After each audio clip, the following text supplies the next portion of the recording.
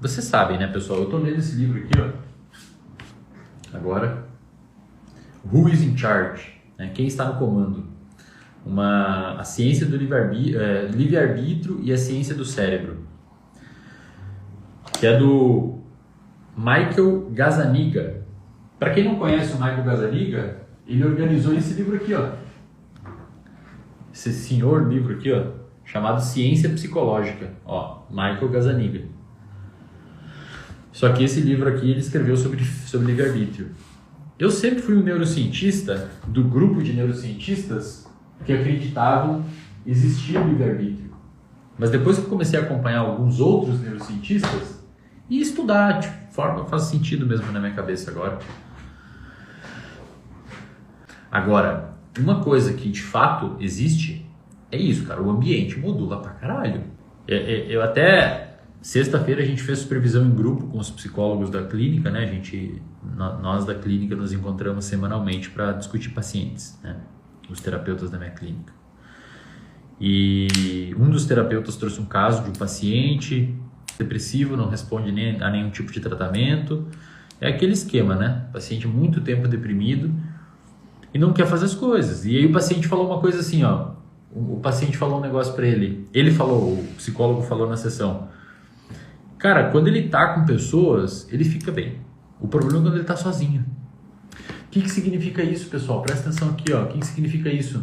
Quando o paciente fica sozinho, o cérebro dele inclina, sabe? Parece sabe aqueles carrinhos de supermercado que tem uma rodinha quebrada?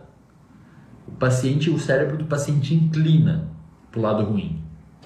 Aí quando você pega esse cérebro desse paciente e joga num ambiente com pessoas, com estímulos, ele fica bem. Por quê? Porque o ambiente está modulando o cérebro. Entradas sensoriais, pessoas falando, ele vendo pessoas, vendo cores, etc.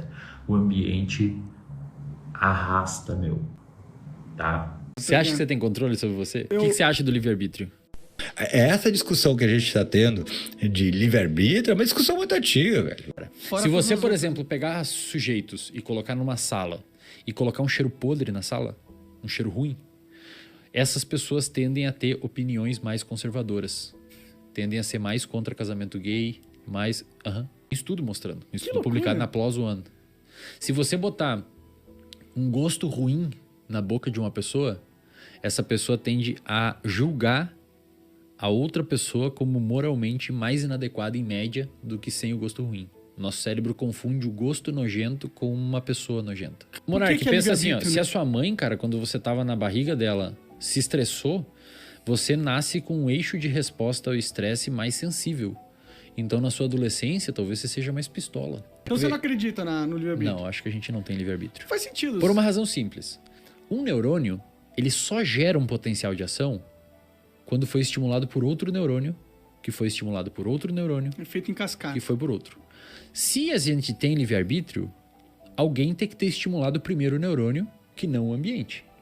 Cadê? Ou tem um lugar bem no meio do cérebro escondido que ninguém viu ainda, alguma coisa modulou o seu comportamento. Faz sentido. Mas essa questão sobre moralidade faz um sentido, né? No sentido que se a gente não tem o controle, a gente não tem o livre-arbítrio, se tudo que a gente faz já estava pré-determinado...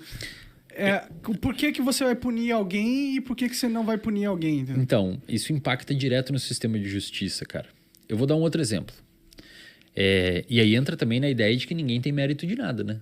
Você, de certa forma, já ia fazer aquilo. Então não é seu mérito. É verdade. Entende? É meio que tem verdade. que falar desse lado também, tipo... É a mesma coisa, você falar assim, qual que é o mérito do cara que nasceu filho do Bill Gates, com todos os networks, as melhores faculdades, exato. e o cara que nasceu numa tribo na Aí África? você pode falar assim, beleza, mas o filho do Bill Gates se esforçou e tal, cara, mas às vezes ele se esforçou porque ele teve contato com pessoas que se esforçaram e modularam ele, e também não você teria mérito ele, entende? Faz sentido. É uma discussão difícil, cara. Mas vamos dar um exemplo. Imagina que você tá num corredor de um hospital e, sei lá, sua namorada se machucou, você tá lá cuidando dela, foi pegar um café quente. Você tá passando pelo corredor com um copo de café. Tem um paciente com epilepsia. Epilepsia te dá um monte de choque no cérebro e você tem convulsões. Digamos que esse paciente bateu no seu café e virou o café em você quente. Ele teve culpa? Bom, não, ele não quis fazer aquilo, né? O cérebro dele tendo uma atividade elétrica que resultou num comportamento Cara, teoricamente, eu sei que é estranho Ele tem isso. culpa no sentido se a gente... É que assim, se ele tem livre-arbítrio, não faz isso. Aí que quer dizer que o livre-arbítrio não funciona nessas horas, entende? Esse é o meu problema com a ideia do livre-arbítrio. A pessoa fala, não, mas você tem... Mas, cara, se você tem controle, para de fumar cigarro, então. Se você tem controle, usa o seu livre-arbítrio e para de comer porcaria. Sim, sim. Daí você vai falar, não, mas eu não consigo, cara, porque eu tenho... Então, cara, se você não consegue, é porque você não tem controle do seu comportamento. Essa discussão que a gente está tendo de livre-arbítrio é uma discussão muito antiga, velho. E isso é muito importante. Não é a gente que faz as escolhas. É as escolhas que fazem a gente. A gente não tem controle sobre o nosso comportamento, mas, de certa forma, a gente tem controle sobre o nosso ambiente, né? Isso. E ele controla o nosso comportamento. Aí você matou a charada. Toda escolha é contextualizada. Toda escolha está ligada ao ambiente. Pode ser o que está acontecendo agora, ou pode ser em relação à tua trajetória de situações que fizeram você chegar aqui, a tua história de condicionamento, das condições que permitiram que você chegue aqui. Certo? Então, não dá pra gente dizer que você pode chegar e fazer uma escolha descontextualizada ou que não esteja, de certa forma, ligada ao ambiente. Até porque a gente é o ambiente. A gente é o nosso ambiente. Por exemplo, eu já falei isso no podcast, mas eu gosto muito de falar aqui. Quantos ambientes tem nessa sala? Ambientes de forma geral, certo? Meio ambiente, quantos? 2. Não, 4. Por que tem 4? Tem 4 pessoas. Tem 4 pessoas. Cada um está num ambiente. O ambiente que eu estou não é o mesmo que você está. E o ambiente que ele está não é o mesmo que nós dois estamos. Certo? São ambientes completamente diferentes. Não existe um ambiente. Existe 8 bilhões de ambientes, sem contar o resto das estruturas orgânicas do planeta, né? Então, cada pessoa constrói o seu próprio ambiente. Cada pessoa está inserida no ambiente que é próprio seu. E a gente só consegue compartilhar o ambiente a partir da linguagem. Porque a linguagem nos conecta. A linguagem é que, de certa forma, a comunicação, não só a linguagem, mas enfim, né, faz com que a gente possa construir um ambiente que seja mais ou menos comum. Porque faz com que a gente tenha alguns consensos. Por exemplo, eu disse, tem 2 copos em cima da mesa. Você diz, cara, tem 2 copos em cima da mesa.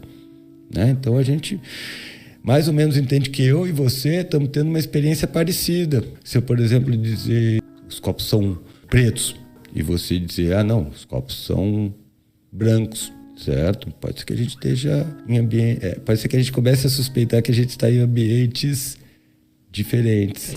Não sei se ficou claro para ti. Não muito. Eu estou olhando esse copo por uma perspectiva, você está olhando por outra. A gente até consegue chegar num consenso, apesar da imagem ser diferente, a gente consegue. Mas do ponto de vista da experiência humana, existe só um ambiente, que é o que eu estou construindo. O meu ambiente, ele é único. Da mesma forma que o teu. De certa maneira, é um paradoxo, porque existem 8 bilhões de ambientes, porque cada pessoa vai construir o seu próprio ambiente, certo? Mas, ao mesmo tempo, ele é único. Cara, isso é uma loucura, né? Central, para, de certa forma, ajudar a gente a se localizar no espaço, organizar o nosso comportamento. O ambiente, a nossa experiência, ela é uma interface com uma série de energias disponíveis no espaço para que a gente organize elas e possa, de alguma forma, atuar sobre elas.